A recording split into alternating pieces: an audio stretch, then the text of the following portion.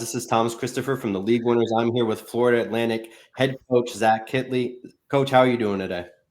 I'm doing great, man. We're wrapping up here what we're calling competition week, getting some team competition stuff going. We got tomorrow morning, and then we head off for spring break. Got early spring break here at FAU, and then we get back from spring break, and spring ball's upon us. So looking forward to it.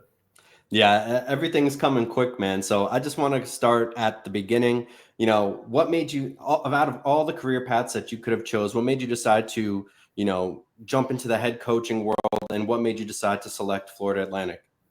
Yeah, I grew up as a coach's kid, and so my dad's been a head track and field coach for 40 plus years now, and I just grew up around it, and I love athletics, I love sports in general, and whenever I got into coaching, I quickly found out that being a head coach is something that I really wanted to do, and so, it's crazy how these things happen, whenever especially when you're young like me and you're 33, I think, again, being able to be around my dad, I've taken some very strategic moves in my career, in my opinion. And, I knew the head job I took had to be the right one. And, I really felt good about FAU here, I think the biggest thing for me, it started with just the leadership from the top down.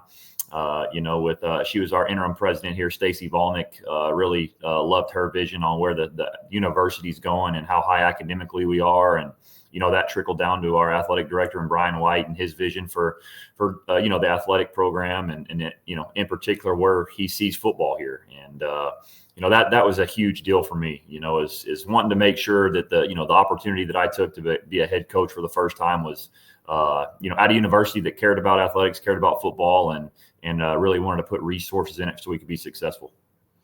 Absolutely. That's always key. Now, as a first-time head coach, you kind of alluded to it a little bit already, being, surrounded by coaching, growing up around coaching and football. Is there anybody that you look towards, for advice? And if so, what's the best advice that's been given to you thus far?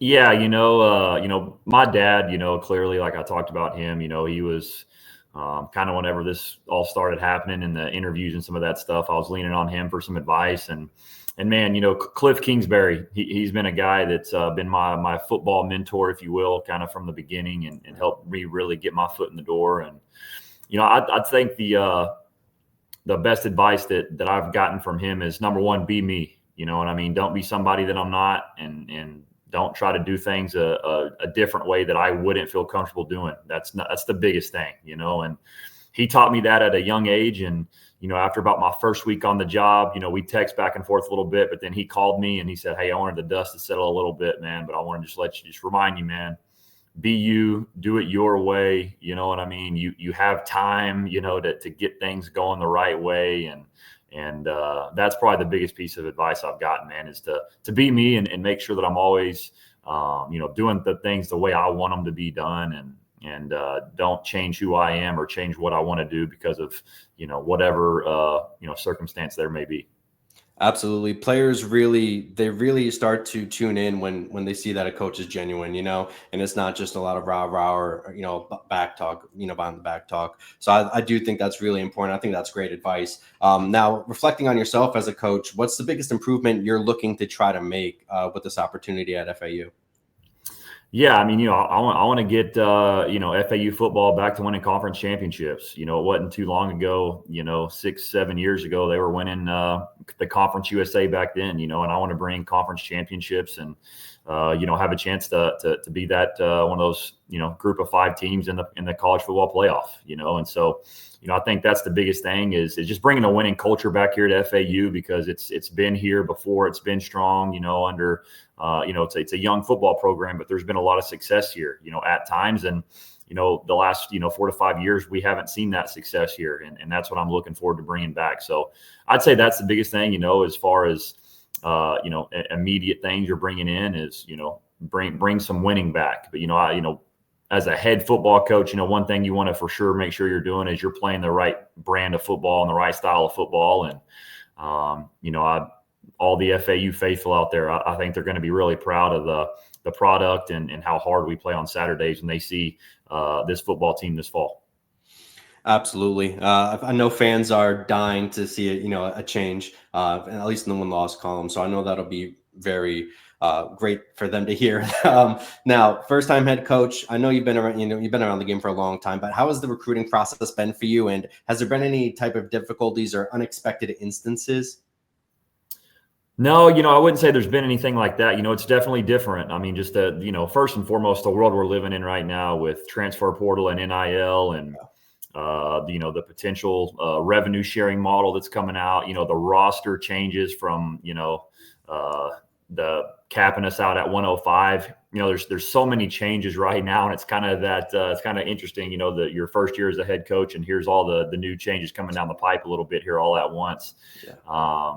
But no, it's been really good. I think the great part about being down here at FAU is, we're in a hotbed of really great athletes down here in South Florida. And, we're going to try to make that a priority here is to, try to get these guys to stay at home, and it's been really good. A lot of the transfers that we end up taking, in our mid-year transfer process here are guys coming back home, and I think that's important as well. I think that we want to keep the local high school kids here, but at the same time, some of these guys may go take a scholarship up north or on the West Coast or whatever the case may be, and they want to come back home. And us being able to bring those guys back home here to FAU, I think is just as important. And so those have been a few things on the recruiting trail that have been really good for us. Absolutely. And not just for the football team too. It builds community throughout the entire program. So I really do like that answer. An issue with the school and the student body has been that, sometimes the tailgates don't necessarily transfer to, butts in the seats. How do you look to try to change that in your first year? Yeah, man. Let's be honest here. It starts with creating excitement on between the white lines on the field on Saturdays. I think that if we are putting an exciting product on the field, I think more people are going to want to come to the games. I've seen firsthand here at a few of the basketball game tailgates that we've had on campus, and they're a lot of fun, man. And it's a rowdy crowd. And, from what I'm hearing, that's you times that by about 10 for these home football games here. So, I think we got to, there's some things that maybe we can do internally, who knows, of trying to, maybe have some incentives to come in the games, and, I want to get out to the student body president and I'm walking on campus, multiple times a week to go grab lunch or whatever, just to be around. And, I'm trying to let people know that I'm in it with them too. And, I want them to know that, our success is, vital on them being in the stands and helping us bring some noise and be rowdy and create a home field advantage here when we do get these home games on Saturday. So I think there's a little bit of it all. I think, clearly here the fraternities and the sororities have a big play in these tailgates. And so, if I can get in front of them as well, which we're planning on doing, try to get them in the stands, you know what I mean? And again, I think, all those things are really, really good, but I'm a firm believer that, if the product on the field creates excitement and we're doing things on the field the right way, I think filling the stands will help take care of itself. I completely agree. And I want to do shout out the Florida Atlantic marketing team because they have done a really great job. I mean, the last year they brought in the Costco guys. I know that was really cool. Get some attendance up. So I can't wait to see what you guys have in store this year. I'm sure it'll be fun. Now, last year, the Florida Atlantic offense was ranked 84th in points per game in the FBS. And at times they had trouble moving the ball. Realistically, what can fans, without giving too much away, what can fans realistically expect out of the offense this year? Yeah, again, it's going to be exciting. You know what I mean? We're gonna fly around. We're gonna play with some tempo, very multiple in our approach. You're going to see a lot of different things. We're not going to be stagnant. We're going to be aggressive. We're going to go for it on fourth down. We're going to do a little bit of everything. Like I said, very multiple in our personnel packages and our formations and our shifts and our motions. You're going to see some trick plays. You're going to see some freaky formations. Again, you're going to see a little bit of everything. And again, that's one part of clearly what I do that I love is the game planning and the X's and O's and the schematics part of it. And part of my job too, man. If you're boring and you're stagnant in your approach as a coach, it's going to get boring and stagnant to your players. And so we're going to have fun here, man, at FAU, and that's something that I'm a big believer in here. Is that's kind of one of my pillars of culture, if you will, man. We're going to have fun. And I think how the approach that we're going to have, and, I think the offense will be fun itself. And again, I think that's going to create a lot of excitement throughout the fans and the community and all that good stuff as well. Yeah, I know. I love to hear that. I know the fans love to hear that. But more importantly, we've talked to some of the players, and I know they love to hear that. They're really excited to be in your scheme. And you kind of mentioned culture too. I know there's a lot of culture change, and that's something that the players have echoed as well. Now, how has that process of changing the culture been? And has there been any staff or players kind of like leading that charge for you?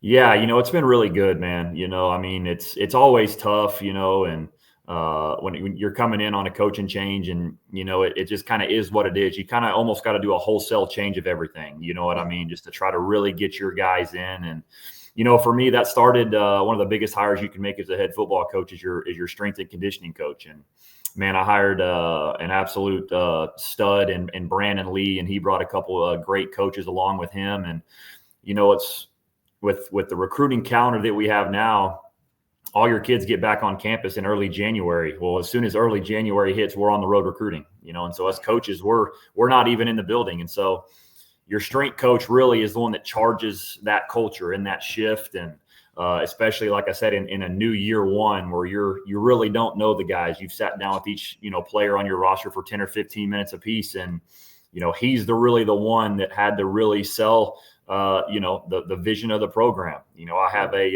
a saying that I'm a huge believer in that I've got posted right here on my wall, that people are going to buy into the leader before they buy into the vision. And so they've got to buy into us as a coaching staff before they buy into what we're trying to do on the football field. And so Coach Lee did a really good job of that, of getting them to buy into him first and foremost, that he is there for them. He's going to develop them not only in the weight room, but as men, and that we care about these guys. We love these guys. They're going to be taken care of while they're here. And I think that's been a huge part of it. And like I said, man, it's been a lot of fun. We're having fun. The guys are having fun. They're enjoying coming up here. I'm a firm believer that, I get to coach football for a living. What's better than that, right? And these guys get to play a sport and, get their academics paid for and get some cool perks along with it. So why should this not be the best part of our day every single time? Right. When these guys walk into my building, it should be the best part of their day. They get to come hang out with their coaches that they love and their brothers on the team. And man, we're here playing a game and we're having fun while we do it. So we're having a blast. Like I said, the culture is great. The guys have bought in, and now we're just looking forward to, really getting to the football and putting the pads on and going from there. Absolutely. I love that answer. And kind of the first part of your answer is that a lot of fans don't really understand that you're not just, teaching the guys football and X's and O's, teaching these guys how to be men too. And I think that kind of goes under the radar a little bit. So it's a tough job trying to compartmentalize all of that and then putting out a great product, not just on the field, but, behind the scenes too. So I'm really looking forward to seeing how that changes during your tenure. Now, going to the other side of the ball a little bit, we were told that, by a couple players, the scheme's not necessarily as different as last year. Now, is that by design given the personnel, or is that more of a philosophy of Coach Dewars? It's a little bit of both. I'm not the defensive guru by any means, but I do feel like I know how to attack a defense, and that's where I'm going to help our defensive staff. I wanted whoever I hired as my defensive coordinator, I wanted them to be multiple. I don't want to be vanilla, and I don't want to sit in one thing where the opposing offense knows exactly where you're going to be all the time. And so that's part of the reason why Coach Dewhurst is our defensive coordinator. He's got a wide range of simple complexity, if you will, in his defensive playbook that and the guys that he's been around. And so we're going to be multiple on the defensive side of the ball, but more than anything, we're going to fly around over there. We're going to swarm to the football. We're going to try to hit the quarterback. We're going to try to create turnovers. So to answer the initial question, like I said, it's kind of a little bit of both. We do, a sign of a good coach, in my opinion, is adapting your scheme or your play calls to what you have, and so we definitely want to make sure we're putting our guys in the right situations to be successful and calling defensive plays and offensive plays based off of our strengths and our weaknesses.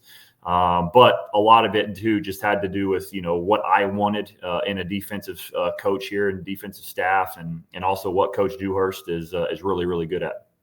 Absolutely. And disguising coverages through multiple fronts is really key, right?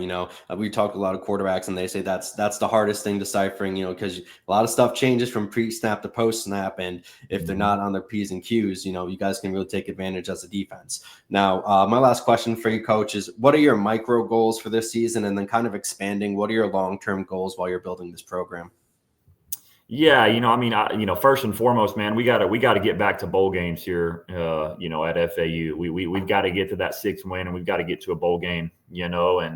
And from there, man, I'm a believer that if we do the things that we should do, and we stay healthy, of course, and all those quiet things, why can't we go make a run at this conference this year? And that's kind of what you're looking for. I want to be, again, I want to create excitement around Boca Raton and around FAU again, and again, because I remember being a young coach and watching, Coach Kiffin and those guys win it, man. And so I know we can do it here. And that's what I'm looking forward to doing, and again, ultimately in the long run, man, hopefully we can get this thing turned around here and you're competing for that championship, that AAC championship every year. And again, man, you go win a conference championship and who knows what's going to happen from there. Maybe you get in the college football playoff and when you get in those things, man, who knows what can happen. And so that's kind of the what we're looking for here, short-term and long-term goals. Yeah, absolutely. You never know what happens till it happens, man. I'm really looking forward to seeing how you build this program going long term, especially this season. Coach, thank you so much for taking out the time to speak with me. I do appreciate it. Absolutely, man. I appreciate you.